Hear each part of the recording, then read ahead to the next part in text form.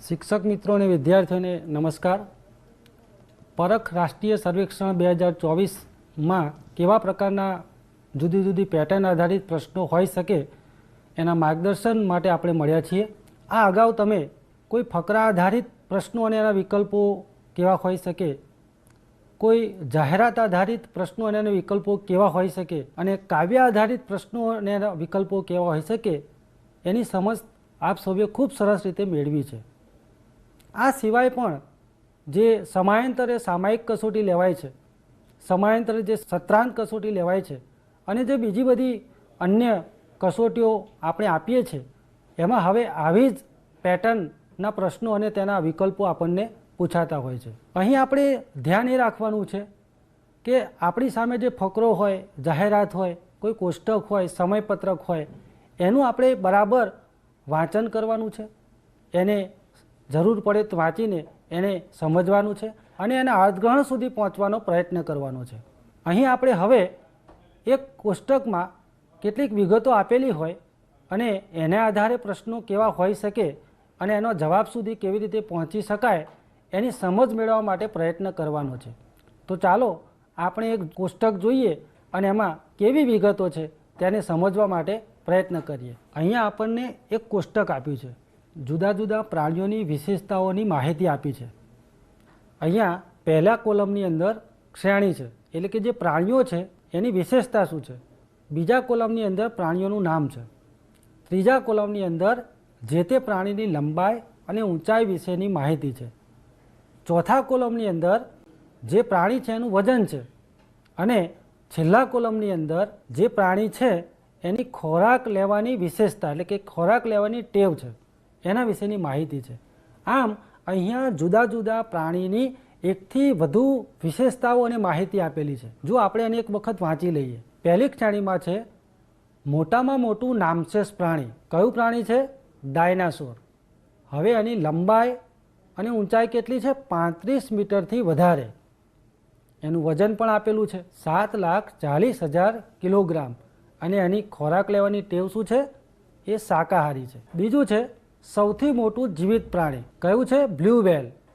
એની લંબાઈ 30.40 મીટર અને એનું વજન પણ અહીંયા આપેલું છે 1,70,000 કિલોગ્રામ અને એની ખોરાક લેવાની વિશેષતા શું છે? એ માંસાહારી છે. આગળ છે સૌથી મોટું ભૂચર પ્રાણી. કયું છે? આફ્રિકન હાથી. એની લંબાઈ કેટલી છે? 10.7 મીટર અને એનું વજન 6,300 કિલોગ્રામ અને એ શાકાહારી છે. આગળ છે સૌથી ઊંચું ભૂચર પ્રાણી. કયું છે? જીરાફ. એની લંબાઈ છે 5.8 મીટર અને એનું વજન છે 2,000 કિલોગ્રામ અને એ શાકાહારી છે. આગળ છે સૌથી મોટું સરીસૃપ પ્રાણી. એ છે ખારા પાણીનો મગર. એની લંબાઈ છે 5.3 મીટર અને એનું વજન છે 1,360 કિલોગ્રામ અને એ માંસાહારી છે. આગળ છે સૌથી મોટું જીવિત પક્ષી. એ છે શાહમૃગ અને એની લંબાઈ છે 2.8 મીટર અને એનું વજન છે 150 કિલોગ્રામ અને એ મિશ્રાહારી છે, એટલે કે શાકાહારી પણ છે અને માંસાહારી પણ છે.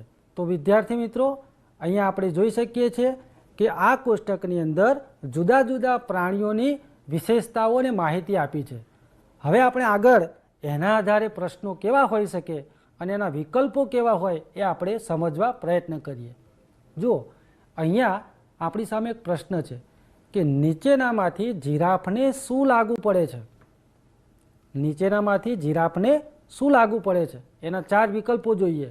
એ સૌથી મોટું ભૂચર પ્રાણી, બી સૌથી ઊંચું ભૂચર પ્રાણી, સી સૌથી મોટું નામશેષ પ્રાણી, ડી સૌથી મોટું જીવિત પ્રાણી. જોયું? આપણને પ્રથમ દ્રષ્ટિએ તો એવું લાગે કે કદાચ આમાંથી કયો જવાબ સાચો હશે, કયો ખોટો હશે. કદાચ આપણને કોઈ 2 જવાબ પણ સાચા લાગે. પણ અહીંયા શબ્દોની થોડી કરામત છે. આ જ તો ભાષાની વિશેષતા છે. જ્યારે આપણે આવા પ્રશ્નોના જવાબો આપવાના હોય છે ત્યારે આપણે બરાબર શબ્દોને ધ્યાનપૂર્વક વાંચવા અને સમજવા પડે છે. તો અહીંયા આપણને જે 4 વિકલ્પો આપ્યા છે એમાંથી જીરાફને શું લાગુ પડે છે એ સમજવા માટે આપણે ચાલો ફરી એકવાર કોઠો જોઈએ. જો અહીંયા પહેલાં તો આપણે જીરાફ પ્રાણીની વાત કરી છે, તો જીરાફ પ્રાણી ક્યાં છે એ આપણે શોધી નાખીશું. જુઓ, બીજા કોલમની અંદર આપણે આગળ વધીશું તો ચોથા ક્રમમાં આપણને જીરાફ પ્રાણી દેખાય છે. બરાબર છે. હવે અહીંયા આપણને એના લગતો જે પ્રશ્ન પૂછ્યો છે એ લંબાઈ આધારિત પણ નથી પૂછ્યો, વજન આધારિત પણ નથી પૂછ્યો, એના ખોરાકની ટેવ આધારિત પણ નથી પૂછ્યો. તો આપણને એનો જવાબ ક્યાં મળશે? પહેલા કોલમમાં મળશે. જુઓ, જીરાફની સામે આપણે જોઈએ તો સૌથી ઊંચું ભૂચર પ્રાણી. તો જુઓ, અહીંયા સૌથી ઊંચું ભૂચર પ્રાણી એવો વિકલ્પ ક્યાં છે? હા, હવે તમને મળી ગયું કે જે વિકલ્પ બી છે, સૌથી ઊંચું ભૂચર પ્રાણી એ આનો જવાબ છે. પણ જુઓ શિક્ષક મિત્રો અને વિદ્યાર્થીઓ, અહીંયા વિકલ્પ એ પણ થોડોક ભરતો જવાબ છે. સૌથી મોટું ભૂચર પ્રાણી. આ મોટું અને ઊંચું શબ્દોમાં ક્યાંક આપણે ભૂલ કરી બેસીએ એવું પણ બને. તો આપણે આ રીતે જે જવાબો આપેલા હોય છે એની અંદર આવા શબ્દોને બરાબર સમજીને જવાબ આપવાનો પ્રયત્ન કરવાનો છે. ચાલો આપણે એક બીજો પ્રશ્ન જોઈએ. કયું પ્રાણી છોડ, મૂળ, ગરોળી, કીડી, મકોડા, બીજ અને ફળ વગેરે ખાય છે? જુઓ, અહીંયા જે પ્રશ્ન આપ્યો ને એને બરાબર આપણે સમજવાનો છે કે આ પ્રશ્નની અંદર કઈ કઈ વસ્તુ અથવા તો કયા કયા જીવને ખાવાની વાત છે. પ્રાણી, છોડ, મૂળ. હવે આ છોડ અને મૂળ એ વનસ્પતિ આધારિત થયું. ગરોળી, કીડી, મકોડા એ જીવ છે. બીજ અને ફળ એ પાછું વનસ્પતિ આધારિત છે. એટલે કે આની અંદર બે પ્રકારના ખોરાકની વાત છે, એક વનસ્પતિ આધારિત અને એક જીવ આધારિત, એટલે કે એક શાકાહારી અને માંસાહારી. તો હવે આપણે જે એનો ઓપ્શન આપ્યા છે એ આપણે જોઈએ. એ ડાયનાસોર, બી બ્લુ વ્હેલ, સી શાહમૃગ અને ડી આફ્રિકન હાથી. તો જુઓ શિક્ષક મિત્રો અને વિદ્યાર્થીઓ, અહીંયા આપણે જે પ્રશ્ન છે એને જો બરાબર સમજીશું તો એનો જવાબ આપણે ખૂબ સરળતાથી આપી શકીશું. અહીંયા સીધી રીતે એમ નથી પૂછ્યું કે કયું પ્રાણી મિશ્રાહારી છે, પણ અહીંયા આપણને કેટલેક વનસ્પતિ આધારિત અને કેટલાક જીવના નામ આપીને આપણને એમ કહ્યું છે કે કયું પ્રાણી આવું આવું ખાય છે. તો આપણે હવે નક્કી કરવાનું છે કે કયું પ્રાણી બંને પ્રકારના ખોરાક લે છે, એટલે કે શાકાહારી અને માંસાહારી.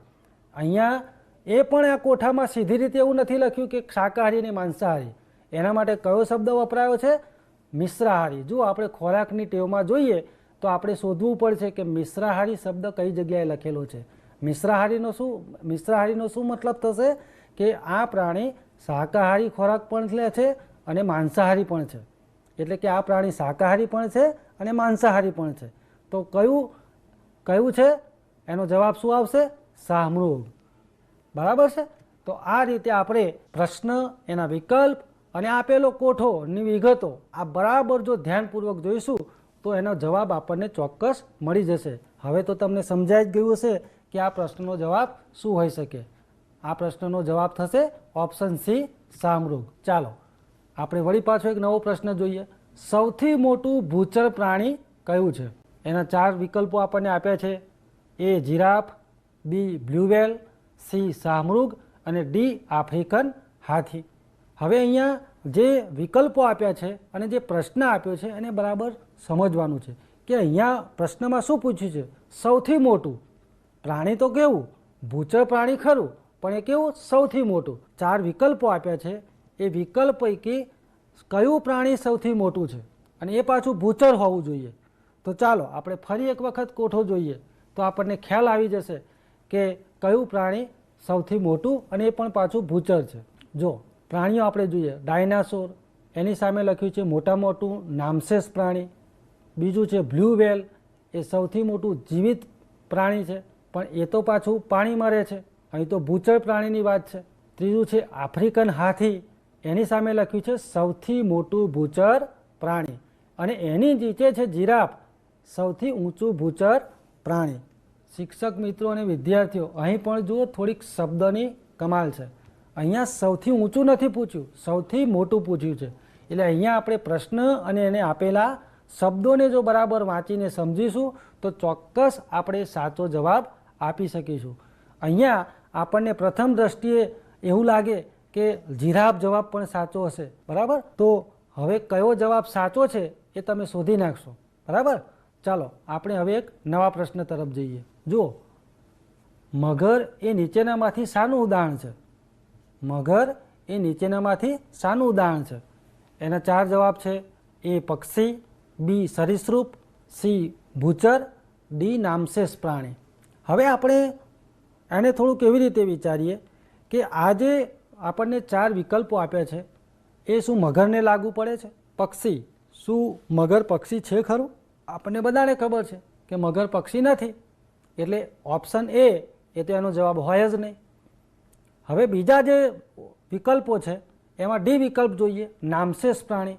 શું મગર નામશેષ પ્રાણી છે? મગર તો હાલ પણ અસ્તિત્વમાં છે, આપણે જોઈએ છે.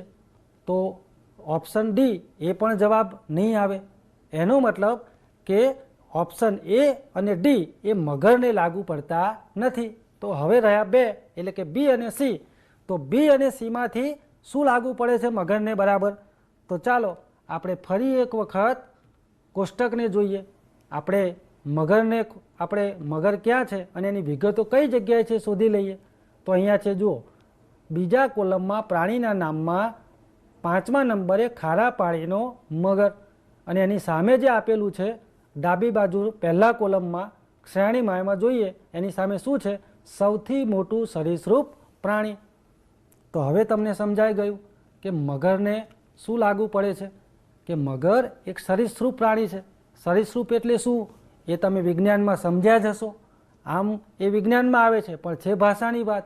તમારા શિક્ષક પાસેથી જરૂર જાણજો કે સરીસૃપ એટલે શું, ભૂચર એટલે શું, અને આવા શબ્દોનો જો આપણને અર્થ ખબર હશે તો આપણે ચોક્કસ એનો જવાબ ઝડપથી આપી શકીશું.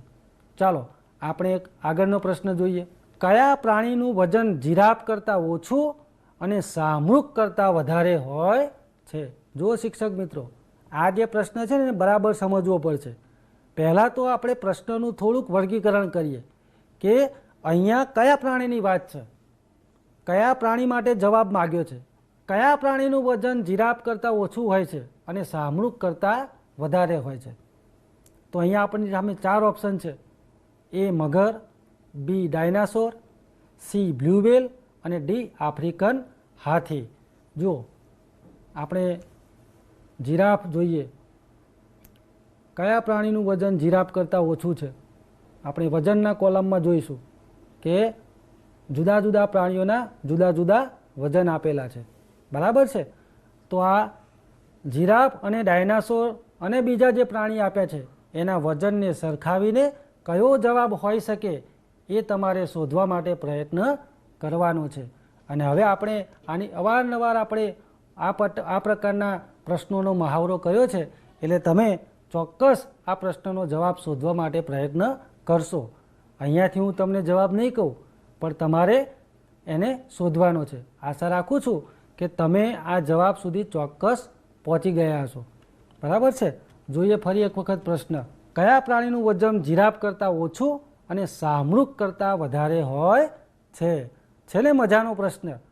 હવે તમારે કોઠાને વારંવાર એના પ્રાણીઓ એનું વજન જોવાનું છે અને નક્કી કરવા પ્રયત્ન કરવાનો છે. શિક્ષક મિત્રો અને વિદ્યાર્થીઓ, જોયું ને કે કોષ્ટકમાં કેવા પ્રકારની જુદી જુદી વિગતો આપેલી હોય છે અને એના આધારે કેવા પ્રશ્નો હોય છે અને એના જવાબ પણ કેવા લપસણા હોય છે.